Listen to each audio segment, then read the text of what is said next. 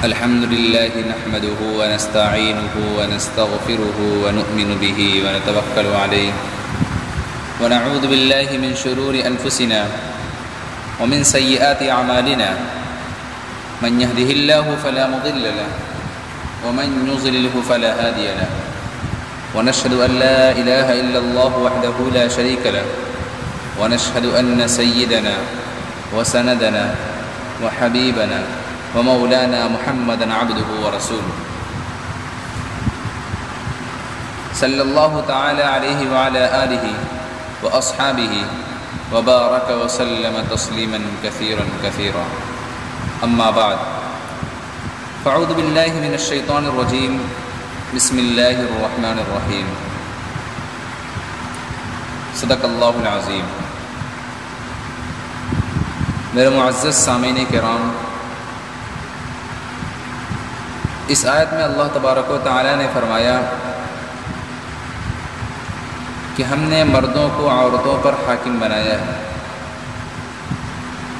اس آیت کے ذریعے اللہ تبارک و تعالی نے مردوں کو ان کی حقیقت، ان کی شخصیت، ان کی ذمہ داری اور ان کے رتبے کو بیان فرمایا ہے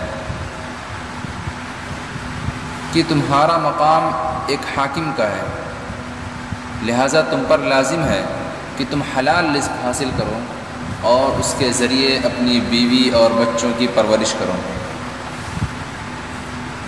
کمانا یہ بیوی کا کام نہیں ہے، بازار میں جانا یہ بیوی کا کام نہیں ہے، دکان پر بیٹھنا یہ بیوی کا کام نہیں ہے، فیکٹریوں کو چلانا یہ بیوی کا کام نہیں ہے، دولت کما کر، پیسے کما کر شوہر کو دینا یہ بیوی کا کام نہیں ہے، بلکہ یہ مرد کا کام ہے، یہ آدمی کا کام ہے۔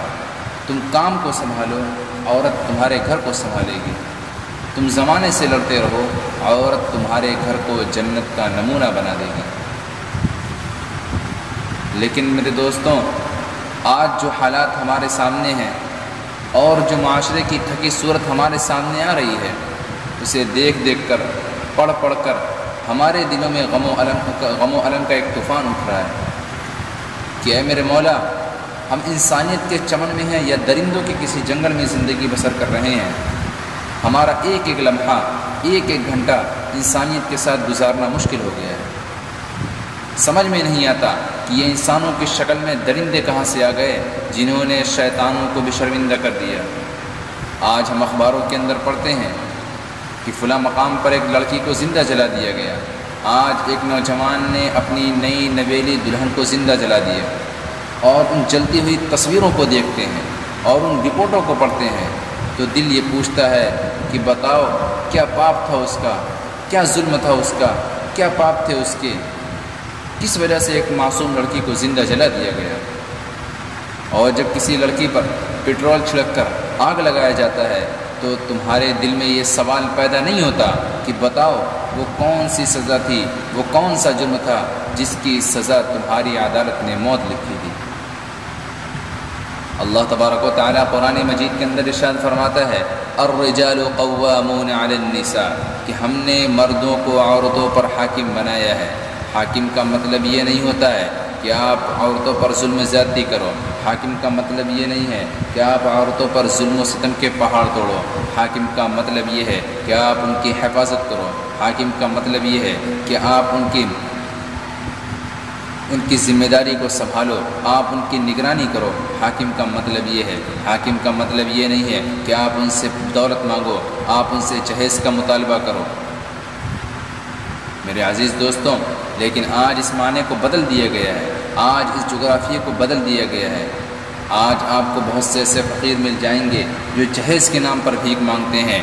مثال کے طور پر آپ دیہات کے اندر چلے جائیں، وہاں آپ کو کوئی فقیر ملے گا جو بھیک مانگ رہا ہوگا، اگر آپ اس کو 10 روپے یا 20 روپے نکال کر دے دیں تو وہ خوشی خوشی لے کر وہاں سے چلا جائے گا اور بہت ساری دعائیں دے گا اور یہ کہے گا کہ فلاں نے مجھے اتنے پیسے دیے، وہ بہت سخی ہیں، وہ بہت مالدار ہیں، وہ بہت رحم دل ہیں، لیکن آپ اسی طرح بڑے شہروں کے اندر چلے جائیں، آپ کلکتہ چلے جائیں، آپ مدراس چلے جائیں، آپ ممبئی چلے جائیں، حتیٰ کہ آپ یہاں کے شہروں کے اندر بھی چلے جائیں تو آپ کو کوئی فقیر ملے گا جو سوٹ بوٹ میں ہوگا، ٹائی لگائے ہوگا، انگریزی میں آپ سے بات کرے گا۔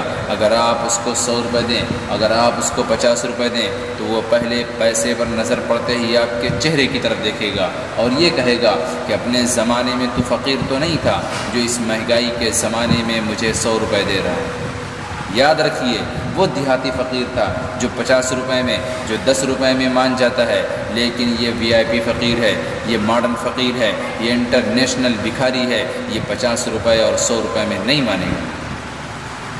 میں ان لوگوں سے کہنا چاہتا ہوں کہ تمہارے باپ نے تمہیں انسان سمجھا، تمہارے اسکولوں کے ٹیچروں نے تمہیں انسان سمجھا، تمہارے محلے کے لوگوں نے تمہیں انسان سمجھا، تمہارے گاؤں کے لوگوں نے تمہیں انسان سمجھا، تمہارے گلی کوچوں کے لوگوں نے تمہیں انسان سمجھا اور آج تک تمہیں انسان سمجھتے رہے، حتیٰ کہ جب تمہاری شادی کا وقت قریب آیا، جب تمہارے نکاح کا وقت قریب آیا تو تم نے یہ ثابت کر دیا کہ تم انسان نہیں ہو۔ تم نے یہ ثابت کر دیا کہ آج تک تمہیں جن لوگوں نے انسان سمجھا، آج تک جتنے لوگ تم کو انسان سمجھتے رہے، دراصل وہ غلط فہمی کا شکار تھے۔ تم انسان نہیں ہو، تم انسانی شکل میں ایک درندے ہو، تم انسان نہیں ہو، تم انسانی شکل میں ایک حیوان ہو۔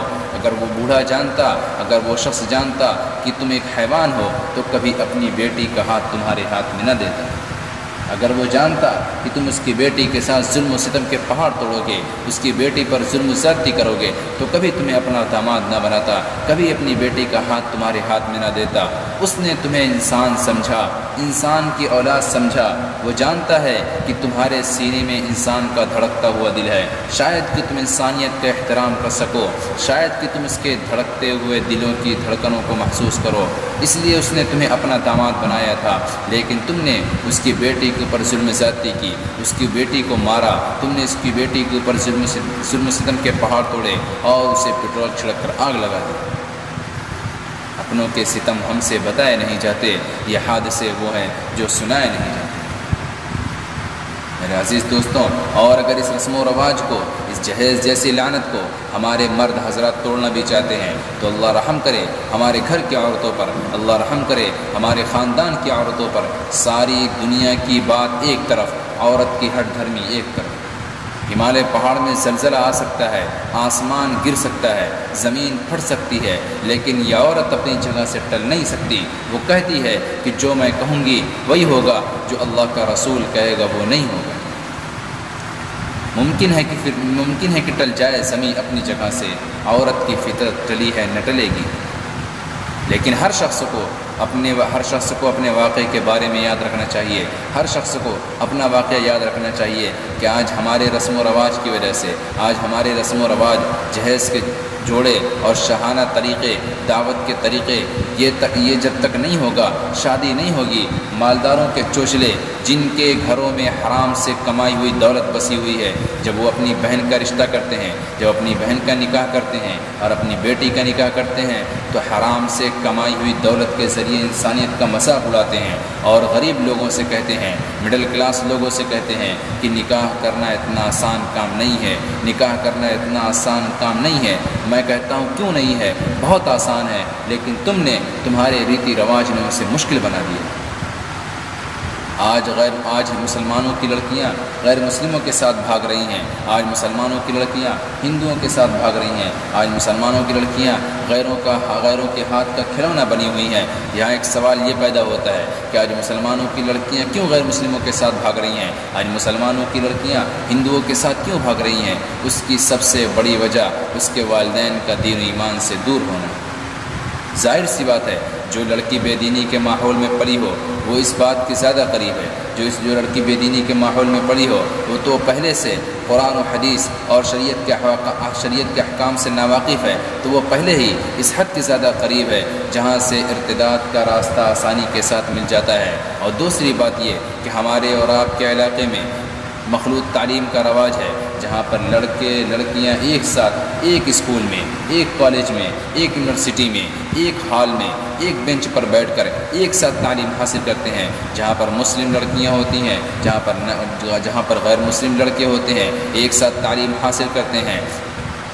اور ہمارے والدین اپنی لڑکیوں کو دور دراز کسی شہر میں بھیج دیتے ہیں جہاں پر وہ تنہا تعلیم حاصل کرتی ہیں، اور وہ عمر کے اس دور میں ہوتی ہیں جہاں وہ اپنی زندگی کے سہانے خواب دیکھ رہی ہوتی ہیں اور ان خوابوں کو حقیقت سمجھتی ہیں، اور پھر کوئی غیر مسلم لڑکا انہیں ٹارگٹ کرتا ہے اور انہیں اپنے جال میں پھنساتا ہے اور وہ ان کے جال میں پھنس جاتی ہیں، تب جا کر والدین کو ہوش آتا ہے۔ تب لوگ کہتے ہیں کہ آج ہماری مائیں اور بہنیں اور ہماری بیٹیاں غیر مسلموں کے ساتھ بھاگ رہی ہیں، اور اس کی دو وجہ ہے۔ ایک وجہ یہ کہ جب انسان پر بھکمری آتی ہے تو انسان کہاں سے کہاں پہنچ جاتا ہے، کانپتے ہونٹوں کی فریاد بک جاتی ہے، چادریں پیکرے اجداد بک جاتی ہے۔ تم تو دولت کے پجاری ہو، تمہیں کیا معلوم، فاقہ پڑتا ہے تو اولاد بھی بک جاتی ہے۔ غریب انسان سے جا کر پوچھو کہ غریبی میں جینے کا مزہ کیا ہے، کسی بھوکے سے پوچھو کہ سوکھی روٹی کی قیمت کیا ہے، کسی سونے والے سے پوچھو کہ ٹوٹی کھاٹ کی قیمت کیا ہے، کسی پیاسے سے پوچھو کہ دھوبی گھاٹ کی قیمت کیا ہے، اور کسی غریب ماں باپ سے جا کر پوچھو کہ اس کے گھر میں اس کے سینے پر جو چٹان رکھی ہوئی ہے اس کی حقیقت کیا ہے۔ آپ صلی اللہ علیہ وسلم نے نکاح کو بالکل آسان بتایا ہے۔ ایک صحابی آپ صلی اللہ علیہ وسلم کے پاس آتے ہیں اور کہتے ہیں، اے اللہ کے نبی، میرے گھر میں میری بہن جوان ہے، آپ اس کے لیے نکاح کا کسی لڑکے کا انتخاب فرما دیں۔ آپ نے فرمایا، کیا تمہیں بلال پسند ہے؟ تو انہوں نے کوئی جواب نہیں دیا۔ کیوں نہیں دیا؟ اس لیے کہ بلال ایک حبشی ہیں، بلال ایک کالے کلوٹے ہیں، بلال ایک مزدور ہیں، اسی لیے انہوں نے کوئی جواب نہیں دیا۔ دوسرے دن پھر آتے ہیں، پھر وہی سوال کرتے ہیں کہ اے اللہ کے نبی، میری بہن کے لیے کسی لڑکے کا انتخاب فرما دیں۔ آپ نے فرمایا، کیا تمہیں بلال پسند ہے؟ انہوں نے پھر کوئی جواب نہیں دیا۔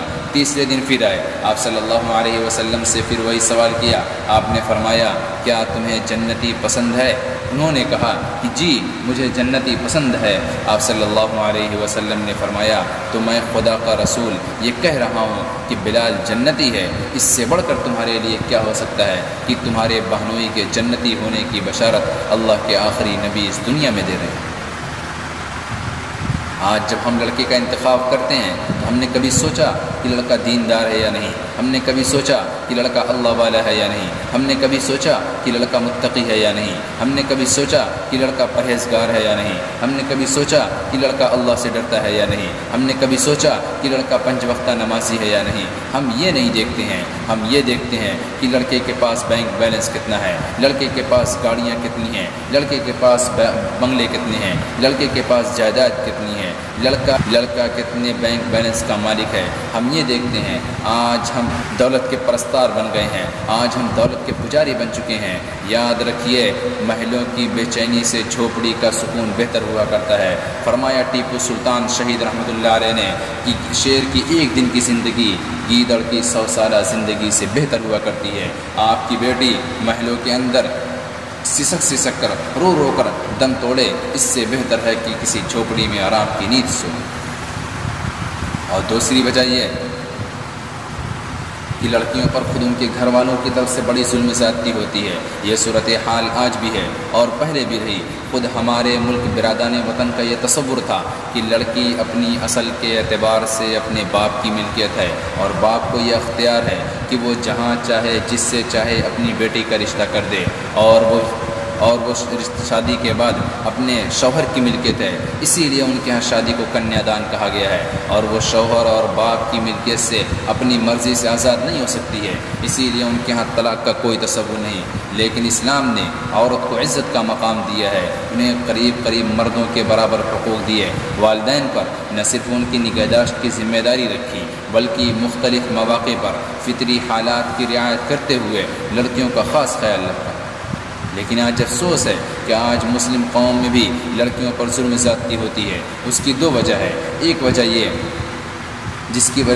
جس کا اثر لڑکی کی پوری زندگی پر آتا ہے۔ پہلی وجہ یہ کہ رشتہ نکاح میں لڑکی کی پسند اور اس کی رضا کا خیال نہ کرنا۔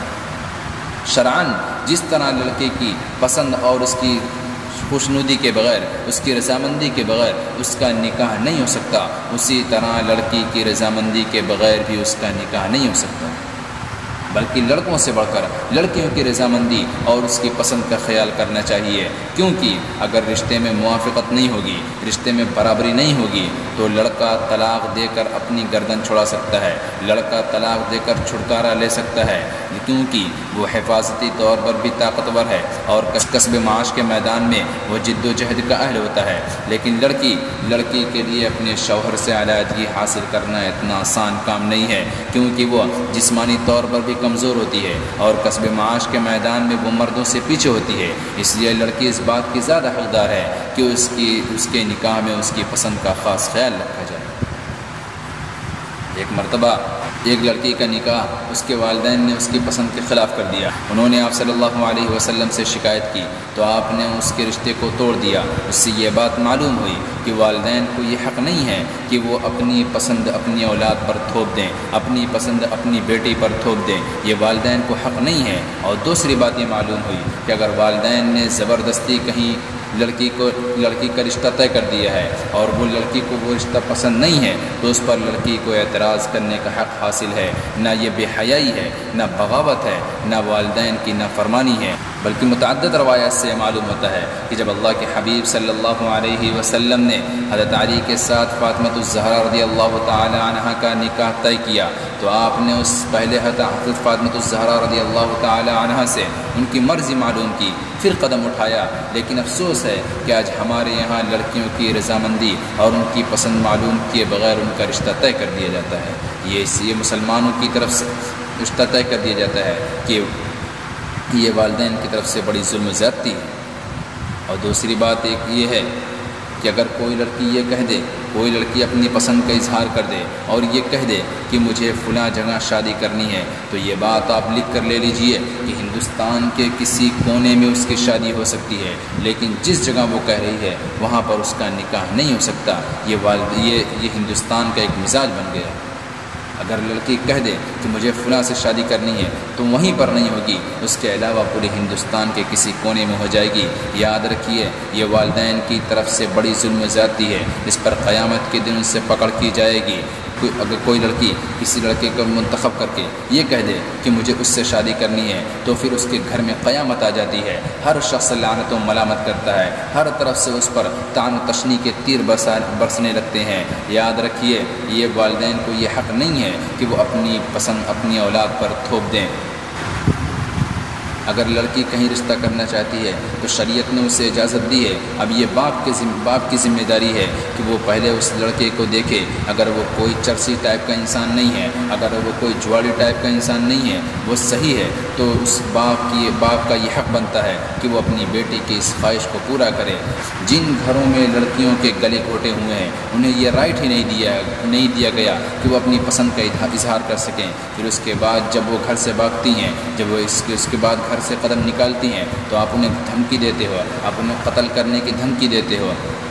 یاد رکھو یہ وہ غیرت نہیں ہے جو اسلام نے بتائی ہے، بلکہ یہ آپ کی اپنی غیرت ہے جسے قیامت کے دن آپ سے مواخذہ کیا جائے گا اور آپ کی اس پر پکڑ کی جائے گی اور آپ کو اس پر سزا دی جائے گی۔ اللہ تبارک و تعالی ہمیں ان چند باتوں پر عمل کی توفیق دے۔ آمین۔ وآخر الدعوانا ان الحمد للہ رب العالمین۔